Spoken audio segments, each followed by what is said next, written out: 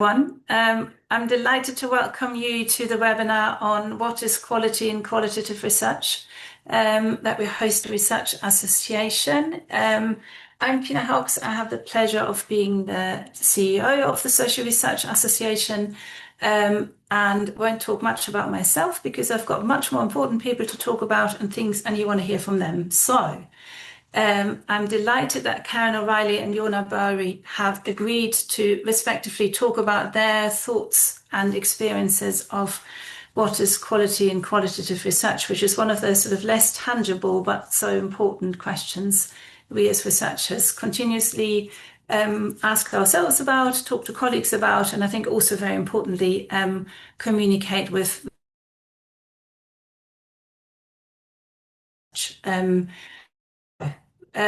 Before I start, a bit of housekeeping. If you need live captions, you need to enable them individually on your Zoom account, please.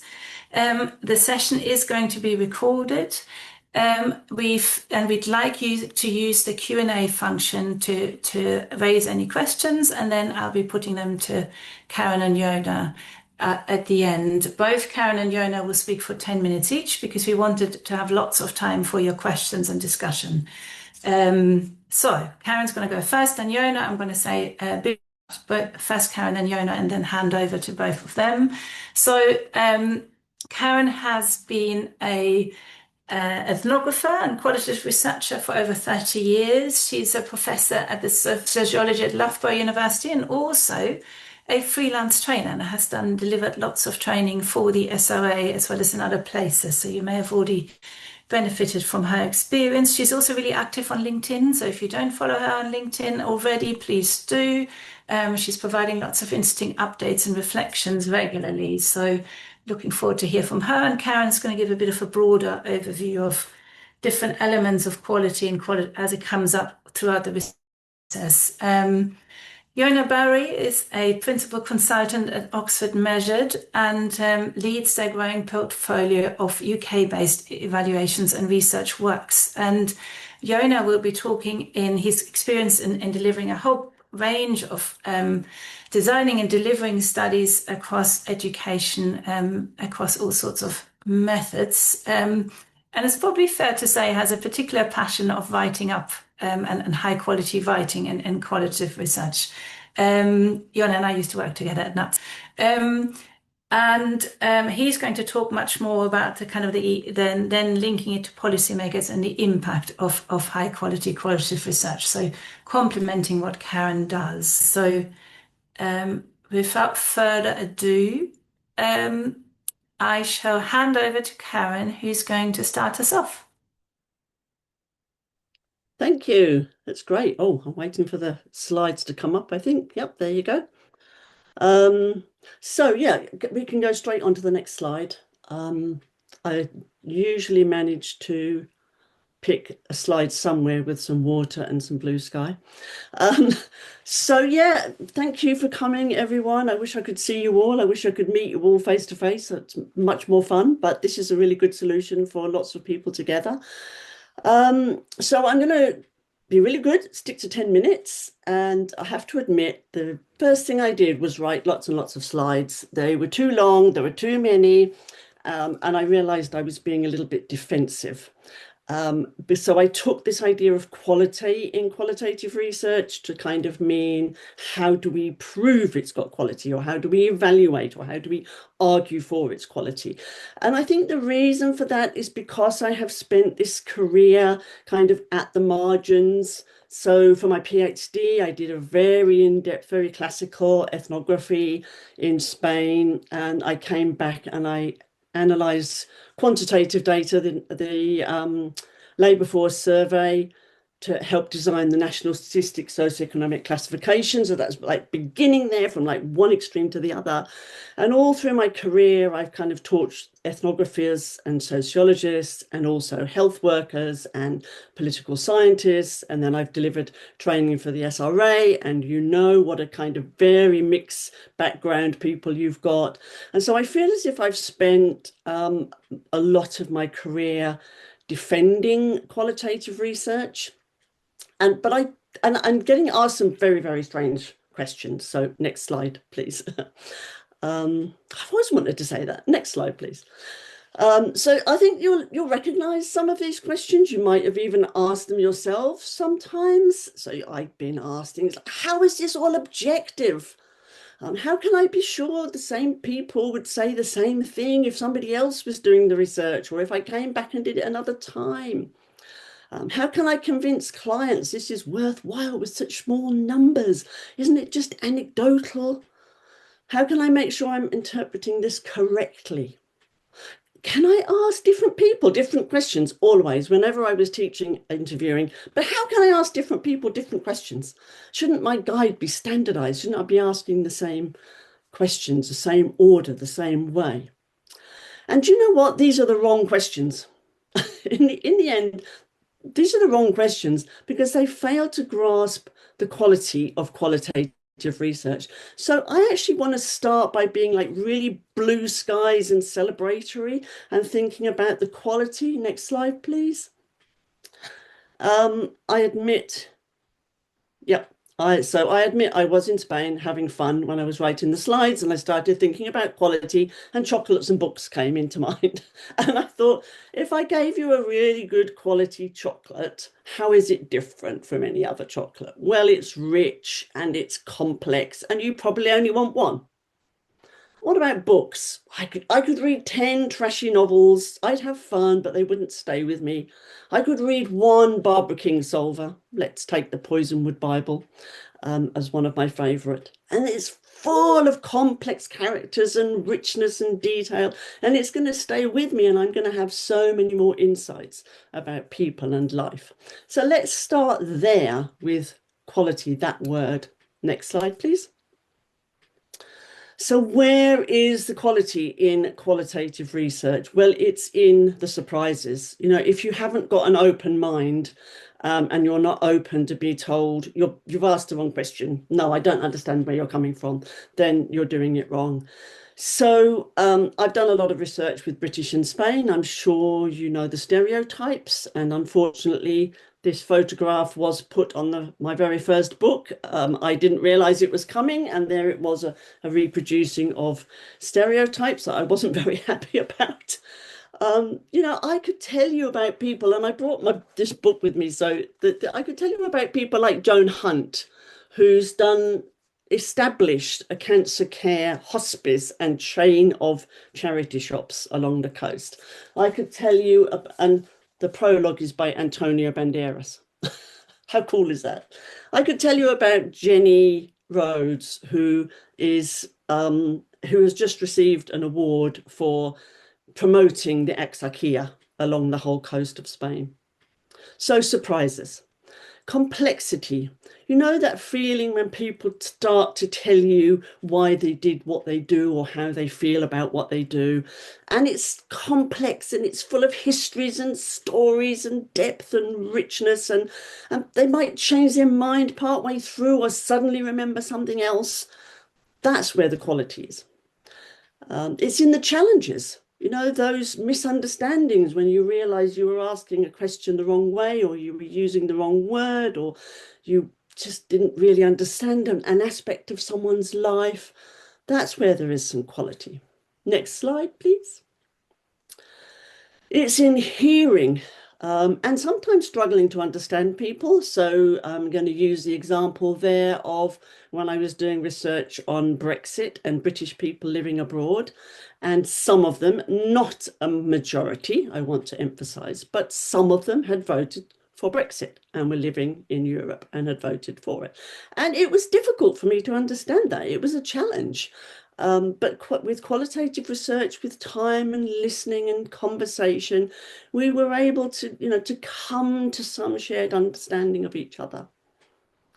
It's about understanding the emotions behind people's choices and decisions and feelings, because they wouldn't always come out. That takes time. It takes some building of rapport with people. It's also depending on what kind of methods you use. I use a lot of creative methods and participant observation, and it's about feeling something with someone.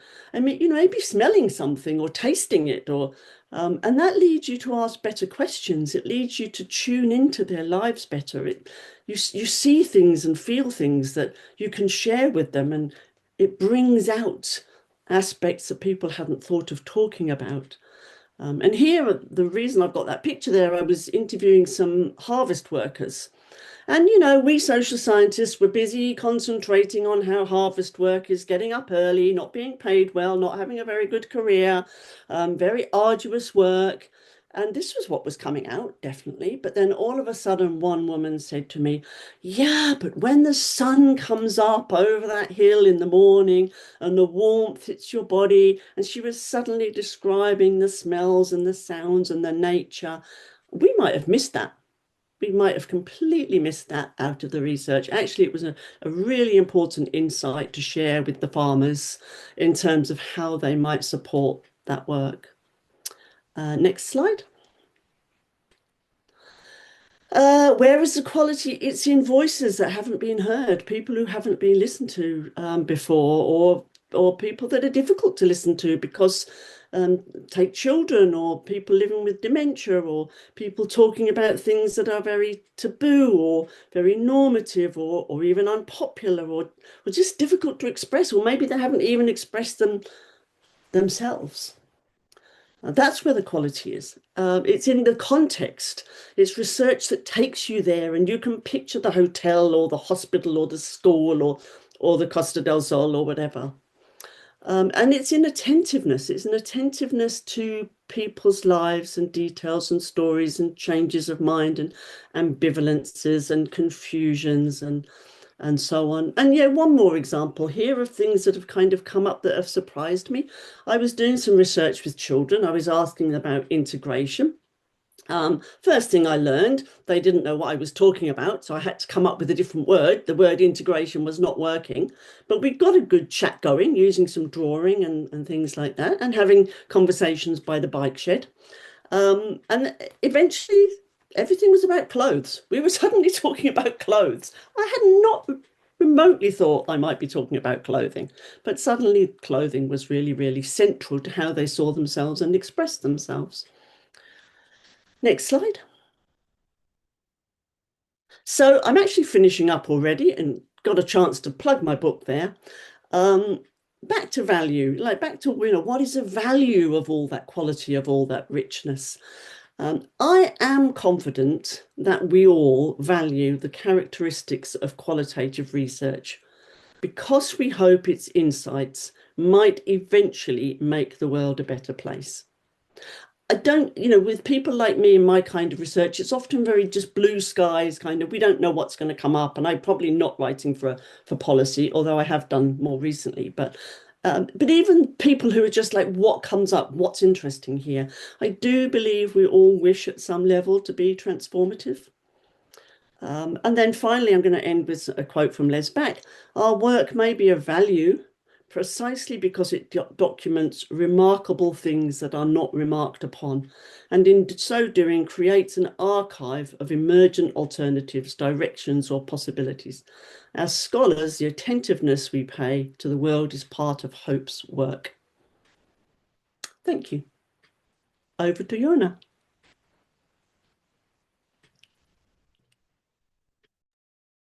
Thank you very much, and nice to see everyone, and thank you also to the SRA for organizing this. I also want to say from the outset that I don't think I can compete with those images, and I was in a slightly less exciting place than Spain when drafting the slides, so apologies for that. Tina briefly introduced me, so I do think it's important to just very quickly position myself. I work in applied social research, and I mainly conduct mixed methods evaluations of education programs. And that matters because the way I think about quality and the way I'm going to talk about quality today is shaped by the fact that the findings we produce are used to inform real world decisions. Actually, Tom, do you mind going to the next slide if that's okay? So I want to start, thank you very much. I want to start with a key question. Why does quality and qualitative research matter? Why should we care? And my argument is simple. Quality matters because qualitative findings are used to justify decisions that affect people's lives. Now, let's unpack that a little bit. What do I mean by that? So first, qualitative research does not simply describe the world, it participates in constructing it. So when we write about disadvantaged pupils, for example, we're shaping and reinforcing certain ways of seeing and understanding social groups. Second, our findings, at least to some extent, can inform policy. Ideally, policy should be shaped by strong evidence so that it has a good chance of succeeding. So when we talk about evidence-based policy, qualitative evidence can be part of that evidence base. And third, our findings can shape funding decisions. So in evaluations, qualitative findings can provide the narrative justification for decisions about whether programs continue to receive funding or scale up. So taken together, this means that qualitative research, A, can shape how issues are understood, how policies are designed, and how resources are allocated. Next slide, please. So we've spoken quite a bit about quality, and what I'm not going to give you is a clear-cut definition about quality, what quality is. I mean, we might agree that quality matters, but there's no single way to judge quality. And I don't think this is a huge surprise given the diversity of qualitative research, which I think is a real strength. And I'm not going to resolve the debate, which does exist, around how to define quality, what constitutes quality. But what I want to do is focus on two principles that I think travel across different qualitative approaches: sincerity and credibility.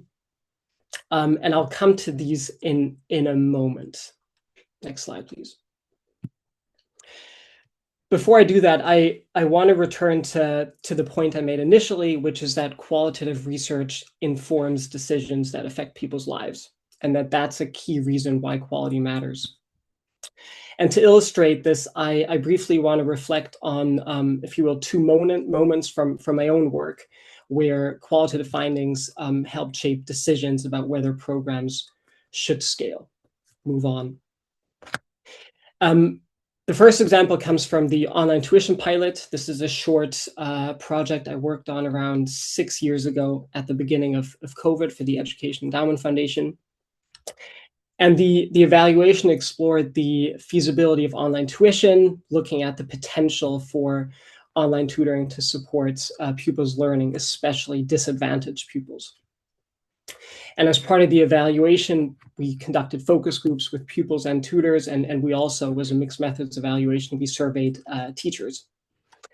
And the findings were promising, but we did also identify some challenges. So for example, online tuition was seen to lack some of the benefits of in-person delivery, and tutors also found it harder to build rapport with pupils online, which intuitively makes sense. And these findings contributed to the evidence base that informed the rollout of the national tutoring program, which expanded tutoring at scale across England. And just to give a sense of scale, around 60% of schools in England participated in that program in 2023 alone. So the decision to roll out the program and ensure that as many pupils as possible could benefit from online tutoring was, at least in part, informed by the qualitative feasibility evidence that we produced. The second very brief example comes from a pilot evaluation of an intervention called Maths Through Picture Books, also for the Education Endowment Foundation, a more recent evaluation. And this is a program aimed at improving reception-aged pupils' understanding of number and operations through picture books. And what we did in the evaluation is we pre-specified the design in a study protocol, and we also included a set of success indicators that would be used to judge whether the program was ready to move to trial. And we then reported our findings against these success indicators based on the evidence that we collected, drawing on multiple data sources, including teachers, teaching assistants, the delivery organizations, organization, and drawing on different methods as well, such as interviews and observations. And then based on this evidence, we provided a nuanced account of how the program, how it was implemented, and whether the success indicators that we had specified at the beginning of the evaluation had been met. And this then made it possible for the funder to make an informed decision about whether the program should move forward to a full trial. And indeed, they did decide that it should go ahead, and the randomized controlled trial is going to take place soon, and it'll involve over 100 schools with hundreds of pupils potentially benefiting from the program. Now, in both examples, the decision to move on to the next stage, and this is the important point, invest substantial public money dependent at least in part on whether the qualitative evidence was judged to be credible. So to reiterate my points that I've been making throughout this talk is the quality of the qualitative evidence matters because it contributes to decisions about whether programs are scaled and evaluated at much larger scale. Now, you might ask, why am I presenting these examples as illustrations of elements of quality in qualitative research, especially as some of those are not dated, but I did in a previous life. And my argument is that an important factor shaping how decision makers responded to the findings was some of the principles that we adhere to when conducting the research. And I want to focus on two that I think have at least some universal relevance across different approaches. And I've already mentioned those briefly. Next slide, please. Sincerity and credibility. And these are drawn, I should have probably mentioned this in brackets, from, quite a lot of scholars talk about credibility, but this specifically is drawn from Tracy's piece, which I've included in the slides on the last slide. Now, what is sincere research? Sincere research that is honest, that is transparent, credible research in this context, research that decision makers have enough trust in to make decisions on. Now, as I mentioned, sincerity is about being transparent, so providing, as Tracy put it, a methodologically self-critical account about how research was done. So what we always do in EF evaluations is that we pre-specify every step of the research process and then explain when we deviated from the initial approach, why. And this in itself, doesn't guarantee quality, but it certainly helps ensure transparency, which is a key element of quality.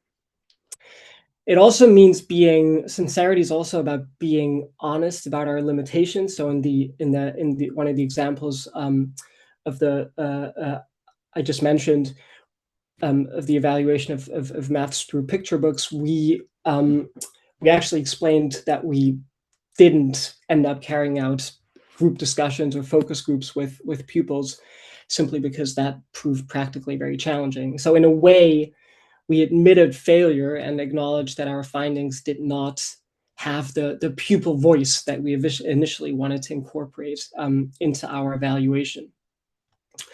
When I speak about credibility, again, as I mentioned, this is about research that can be trusted. Again, what does that mean?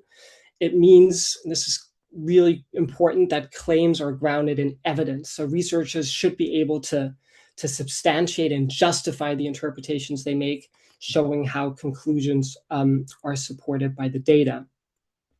It involves using a method or methods that are appropriate to the research question. And I also think that credibility is strengthened through analytical challenge and scrutiny. So in our projects, the examples that I just mentioned, we ran synthesis workshops where researchers came together to present emerging findings and ideas. And these sessions really provided an opportunity to, if you will, sense check interpretations, challenge assumptions, and refine conclusions collectively. And then finally, this is the last point here, credibility also involves considering a range of perspectives. So in both projects I mentioned, we sampled participants purposefully to ensure a diversity of voices and experiences. And when findings draw on perspectives from across different participants and contexts, quite frankly, we can have greater confidence that the conclusions reflect the complexity of the issues studied. And this is especially important in education research, where we know that context really does matter. And teachers will often say that no school is the same. Now, I'm very conscious of time. I want to finish off with just a couple of questions of what happens if we're not sincere or credible. And this ties in with what I started off with at the beginning, which is why quality matters. So I would suggest that if we're not being sincere or credible, we might misrepresent people and views. We might overstate evidence. We might enable decisions to be made that are potentially distorted and might even have harmful consequences. And we might damage trust in research. And a final point is a lot of the research that a lot of our funders use public money, and we don't want to in inverted commas waste money as well. Next slide, please. And then I thought it's useful to have a takeaway, a main message to take home, although I'm sure some of you are at home. Quality and qualitative research is also an ethical aspect, because things like being honest about uncertainty, making claims proportioned to the evidence, and also considering how findings might be used or misused. I mean, these are certainly ethical issues as well. So I think that's an important thing to be mindful of. Thank you very much.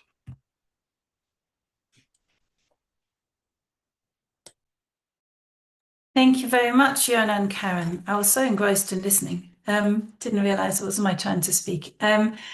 So I think they're really two really interesting talks, quite conceptual, which I liked. And to sort of take us out a bit from the usual, how many people do we need to have in a sample, which are really crucial questions. But this has been a really good opportunity to almost take a step back and look at the bigger picture. And I very much already take the message away about how much qualitative research matters, how it's part of shaping understanding, shaping policy, and how we, I think, have a responsibility to reflect the complexity of people's lives.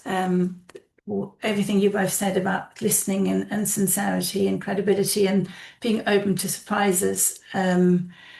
Yes, I have a few questions myself, but we've had the first one in the Q&A. So if you don't know, if you go to the bottom of your screen, there's a whole bunch of buttons, and one of them says Q&A, the square box with the question mark in. If you have any questions, please type them in there and I'll put them to Karen and Jonah. And if you don't put any in, I'll be asking my own, so you'd be much better off in adding yours. So the first question we've had, would participants need to consent to a qualitative evaluation study given that it is not research? And how is consent obtained if it is an ethnographic study? So maybe, Sunita, I'm not quite sure about what you mean with the first sentence. Perhaps we take the second one first. How is consent obtained if it's an ethnographic study? Which, Karen, perhaps you want to start on that. Yeah, I think Jonah might be able to come in on the first one.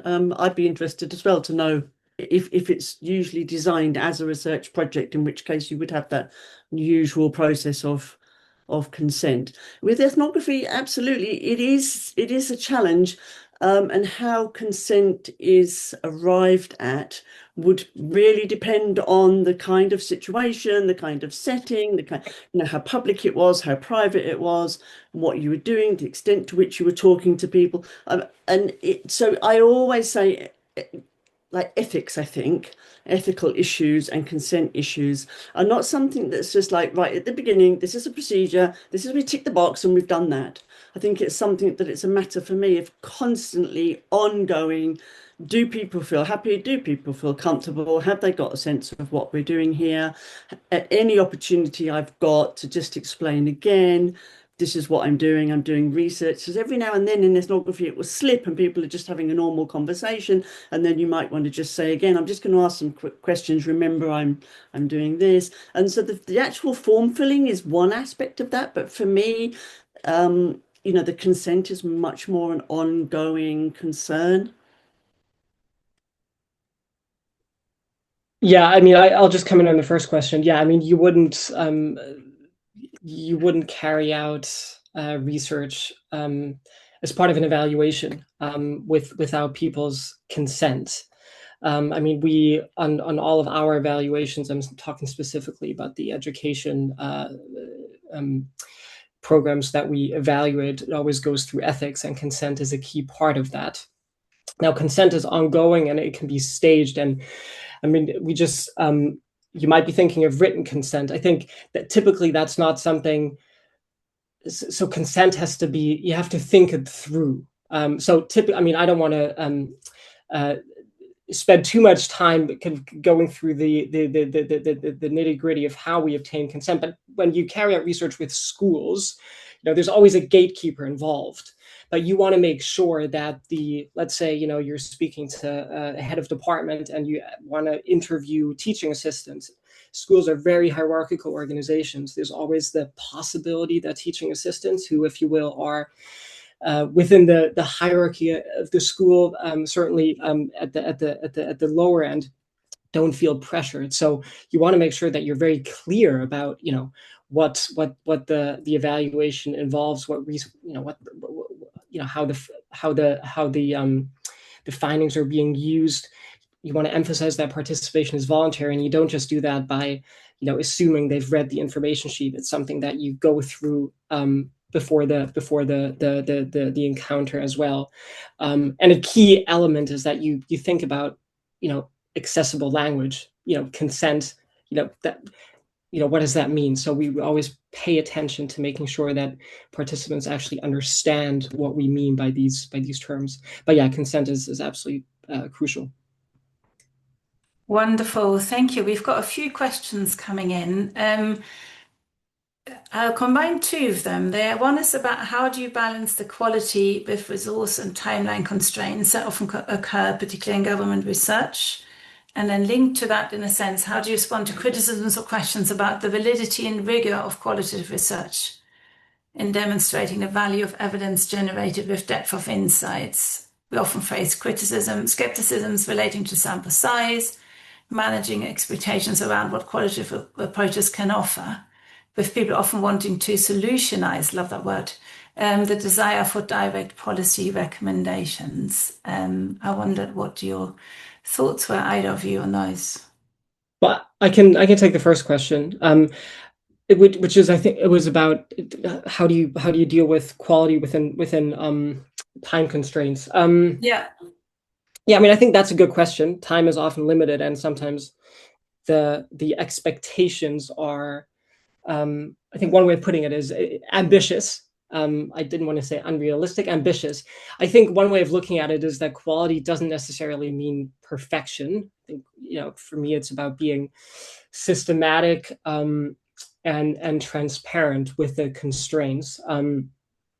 So I think it's about, you know, communicating some of the trade-offs.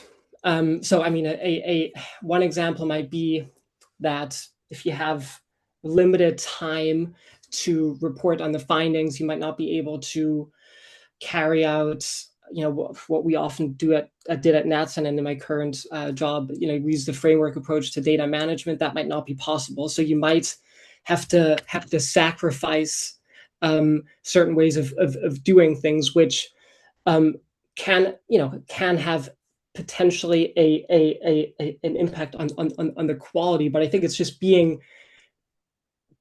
transparent about some of the trade-offs. So I think, you know, and it being, you know, really understanding, you know, what it is that the client wants. I think if the client is absolutely adamant that they want findings to be reported within 3 weeks of carrying out field work, then I think you have to be very transparent about what you can and can't do. So I think sometimes you have to be pragmatic on that front. Thank you. Karen, Yeah, I'm going to come in. I'm trying to read the question because that was quite a long one. And I've lost it. I can't scroll down on it now. But I really felt for the person who was saying the list goes on and we get asked about sampling, we get asked about this, and because I haven't I've done a little bit of government work, but not very much. But with 10 years of teaching for the SRA, I've come across people asking this question all over and over again. We understand qualitative research. We know what we want to try to achieve, clients or people under pressure or people under time pressure, financial pressure, and these expectations of what research is supposed to look like. And it seems to me this constant tension. It's honestly, and I don't want to feel like I'm constantly plugging my book, but I finished this book only a year ago already. I tried very hard in that book to just keep ways of explaining what qualitative research is in a fairly, I don't want to say simplistic, but kind of neat and short and not too elaborate. Because I think one thing to bear in mind is that your clients or your funders or people you're presenting to don't always have the time or the inclination to understand what phenomenology and hermeneutics and structured phenomenology are. So I would recommend for each of you to have a kind of fairly short summary of why you're doing qualitative research, and what it means to you and what you really think it's adding. I mean, Jonah just did that beautifully with just a very few slides there. And if you can find something there, look, this is why we're doing it. It just might be helpful then to come back every now and then and say, look, if you remember, this is why we're doing it. And I do feel sometimes you do have to teach people you're writing for and presenting for a little bit about what the expectations are. I do find it quite amusing that everyone is expected to understand qualitative research and evaluate it without any expertise. And yet there is no way we would expect people to understand quantitative research and to turn around and say, yeah, but where are the meanings?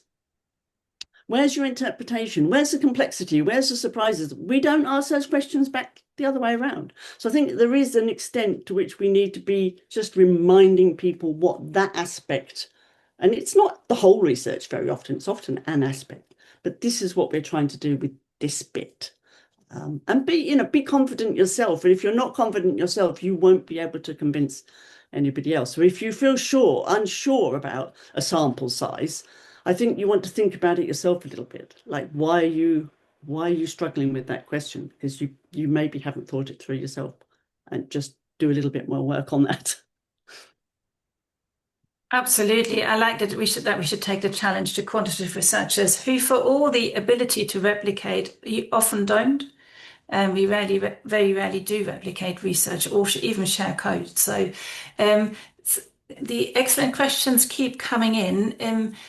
So one of them is about, do you have any tips for managing participant expectations from the research, i.e. getting across that their insights are really valued, but that final policy decisions are often out of our hands as researchers?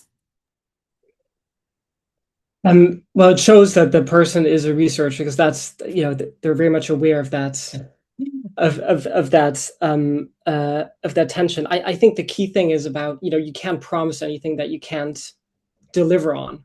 So it's not so much giving you practical tips, but I think it's just reiterating that is really, really important, that you're interested in their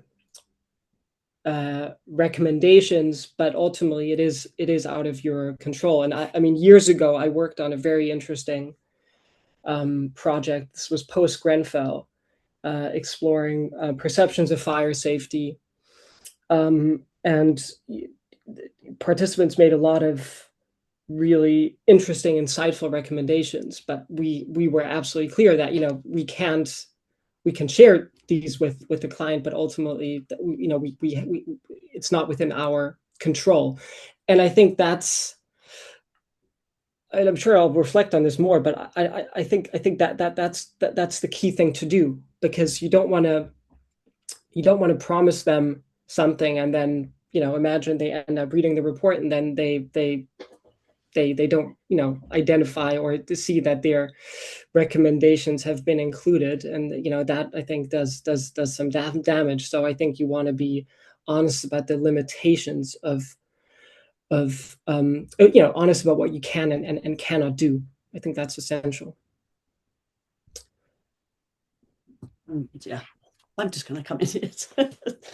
I think every question we could just chat away, couldn't we? It's quite. I think that, you know, they're very rich questions. So, and they're touching the heart, you know, because you know, you do talk to people. If you do qualitative research, you're aware that people have given you a lot of their time. And one thing I feel is that I live with this anxiety that I haven't respected enough the time they've given me. So I've written maybe a few papers and let them see them, and maybe I've tried to write something that's more for them to read, some sort of feedback or something. There's always this feeling that, like, yeah, they talked about this and they talked about that. So I think one thing to bear in mind, you know, when you're being asked, if you're being asked, well, why haven't you got a sample of 50, or why haven't you got a, you know, it's like, hang on a minute, these people are donating masses of their time and energy and commitment. And I have found people incredibly generous, even when you say, I'm not sure where this will go, and you know, we're going to do our best, we're going to report to government and things like that, but I can't promise anything that's going to change. People are still incredibly generous. But I do think we do also have the responsibility, for example, not to ask them questions that they could have done in a survey. You know, not to you know, to be generous with them and just say, you know, have you got enough time, and can you spare some more time, and maybe break an interview up into a few sessions if they can't manage a whole hour or so. So I think that there's something about being, yeah, honest, as Jonah says, but also about being absolutely respectful and grateful. Absolutely, absolutely. The questions are amazing, and I hope I have the. If you don't, I would like to take the questions and post them anonymously in the hub afterwards because they're so good. If you wouldn't like your question to be posted, put it in or message me directly. And like I say, they'll be anonymous. There's another interesting question is about how do you balance the wish of the commissioners to be involved and shape the topic guide with the reality and wish for conversations to be able to evolve and maybe take different turns? I can start with that, and then Karen, maybe you can come in as well if you want to. It's always a bit of a nightmare scenario when you have about 10 different people commenting on a topic guide, and everybody has their own agenda. I think it's a really good question. I think that what I would focus on really is, you know, what is the point of doing a qualitative interview? It really is to give you depth. And if you end up in a situation where you just want you add and add and add and add more to the topic guide, even though the interview duration is going to be the same, you're not going to get that depth. You're not. So I think that's certainly helped me push back a little bit, and then of course you want the commissioner to really think about, okay, what is the priority, and you know, sometimes you might, even if you're less successful in pushing back, I think you can still entirely, it's good practice to ask about, you know, what is the priority, because then, you know, as an interviewer, you can prioritize certain sections and give the funder some meaningful data. But I think highlighting the importance of depth, and that means sometimes that less is more, is really key.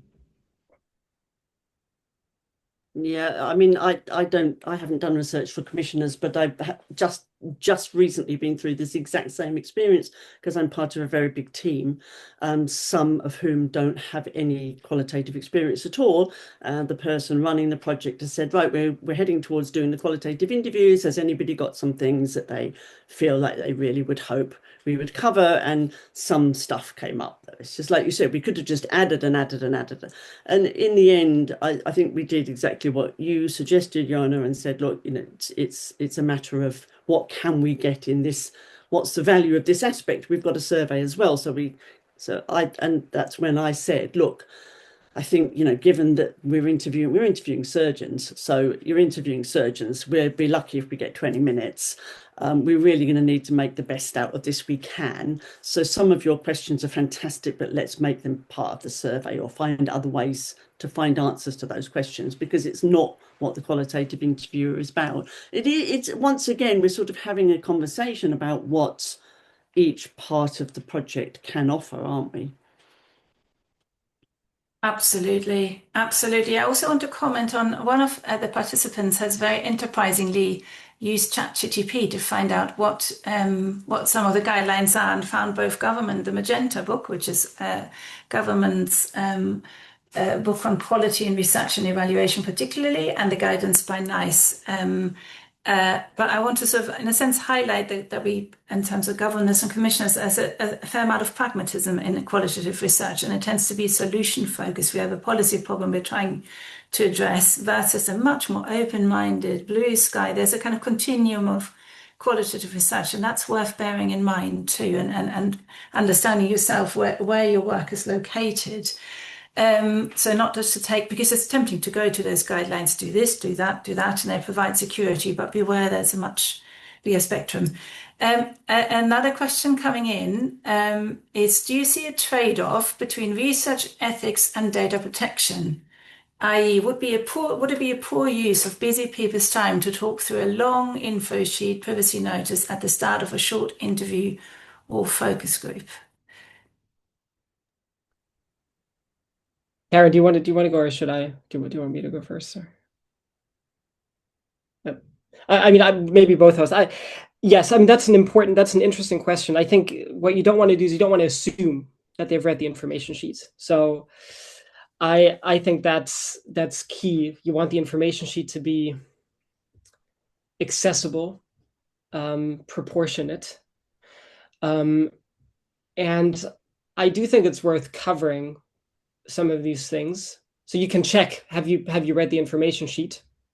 But I do think it's worth covering some of these aspects, albeit in a very, very brief way. So I agree with you that it can be somewhat off-putting to spend 10 minutes going through things that were on the information sheet. But I think you don't want to assume that they've read things. And I just think it's good practice. But thought should be given to how you cover that in a very succinct way.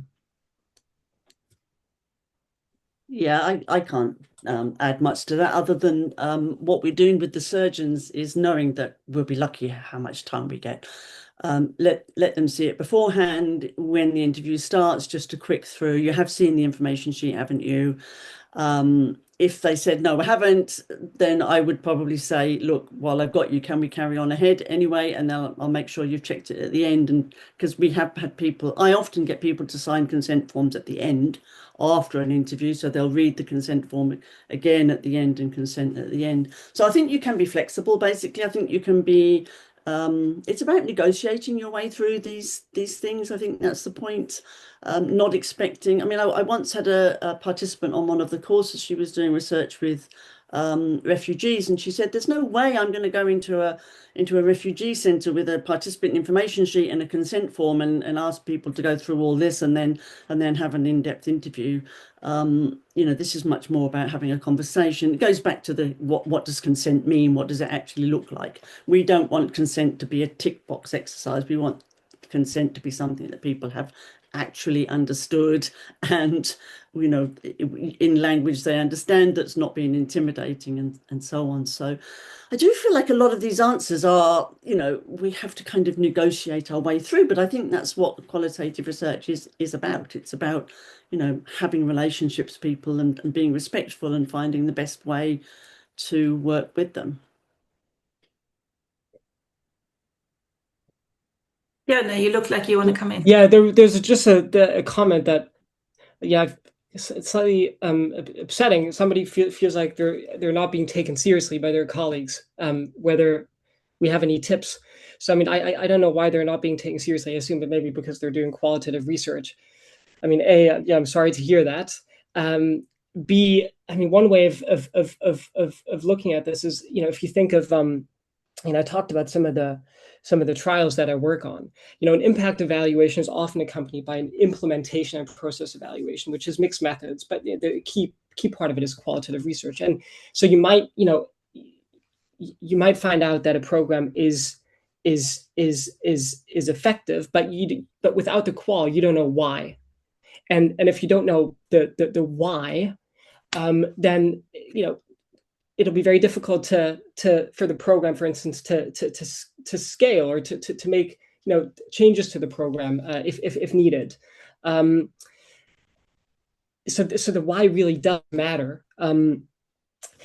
The other, I'm just assuming, but it might be that the colleagues also think that qualitative research is not robust. And one thing, I don't want to open up a can of worms and start talking about checklists, but actually, checklists can be a useful tool to communicate to people that qualitative research can also be very robust, and systematic, and isn't just chatting about things.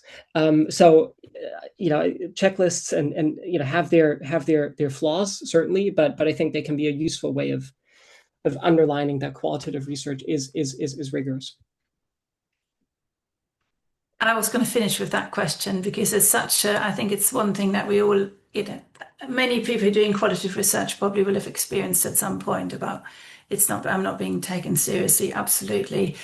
We have a follow-up question on what if the university expects consent forms to be done first? Presumably these are university ethics committees. I mean, I would have a conversation with the ethics committee. I would always recommend having a conversation with the ethics committee. I, try to have a good relationship with the ethics committee. Try to meet someone. Think of it as a relationship, not a hurdle to get over. I would just want to go back to the other person who isn't being taken seriously or feels she's not. This was exactly how I felt in my first job. And then my first relationship with ethics committees, I felt like they were just putting boundaries up, and then I saw it as just something to get through. And it wasn't until later I thought, actually, if you go and meet a human being and sit with them and talk it through with them, you will usually get somewhere. And I mean, maybe they've got a reason why they're insisting on them being first, and maybe they're having to do something that somebody else is telling them. But I would try to have a conversation if possible about that. They have to be ethical, right? I mean, there's no point in them insisting on something that's not ethical in practice. Yes, absolutely. I think there's some, we have a question about online consent, which I think the answer, somebody said, following up on Jonah's comments, what kind of checklists? Yeah. So there are a couple of, just very briefly, I mean, there's one, I've mentioned evaluations. There's one very good checklist by was published by Natsen in 2012, or maybe even earlier, sorry, 2003, about quality and qualitative evaluations. That's a good checklist. Then I mentioned a Tracy, who I drew on during my talk. She put together a paper about 8/10. Sorry, I don't remember the exact title, but she includes somewhat of a checklist. But there are a lot of different other checklists out there. There's one by What Works Wellbeing put together a framework for evaluating qualitative research in 2021. So if you look for What Works Wellbeing, that's quite a accessible checklist, which is quite useful. But there are so many out there, and some of them are about qualitative research in general, and some of them are method specific, which I think makes more sense to me intuitively, because of the diversity of qualitative research. And I don't think it would be a bad idea for organizations to develop their own, because then you can say, this is what we're doing, this is why we want to do qualitative research, and this is what we're checking at the end. It makes a nice coherence for your work. I like that, and also facilitates and necessitates dialogue between different members. We're going to have to close. My sense is we should come back to this, because actually I think we can spend a whole amount of time on subtopics. For example, the development of online data collection and on quality and interactions. I think there's a lot has come out around communication and managing expectations of both policymakers and participants. I think there's a whole, the ethics of qualitative research and how do we manage them throughout the research process, in the context of ethics boards and so on. Fascinating. Thank you so much. Thank you for everyone coming. Thank you for the brilliant questions. We will send the slides to everyone. We will send all the studies and checklists that were mentioned to all of you. I want to sort of draw your attention to the SRA conference, where we're going to have a session. It's on the 8th of July in London, where we're going to have a session where an economist and a qualitative researcher present how they work together on a project, coming from very different perspectives and kind of values, and what is quality, what is robustness, what matters. So that might be another way into this conversation. I think we should recommend to each other our favorite qualitative studies and qualitative books. And maybe, this is a random thought, maybe it might help policymakers to read the real qualitative studies, where they see the richness and how much they learn about a subject they maybe know nothing about. Because I think we do tend to get a bit pragmatic in some of the government evaluations, which dilutes what qualitative research can be. However, I'd like to leave you with what Karen started with, really, that qualitative research is chocolates. It's hugely rich and complex, and you don't want 50 of them. It's insightful, it shapes, it's not just descriptive, but as Jonah said, it participates in constructing the world around us. And as someone who does a lot of quantitative data analysis, and I would say it can't tell us the why. Why is something this way? Why did people feel this way? And therefore, what should the kind of policy recommendations be? So for all you qualitative researchers out there, I think be confident in all the amazing insight and richness and understanding that qualitative research brings to our world and helps shape it. So thank you very much, and I hope to see you all again soon. And a big thank you to Karen and Jonah. Hugely insightful. Thank you for your time.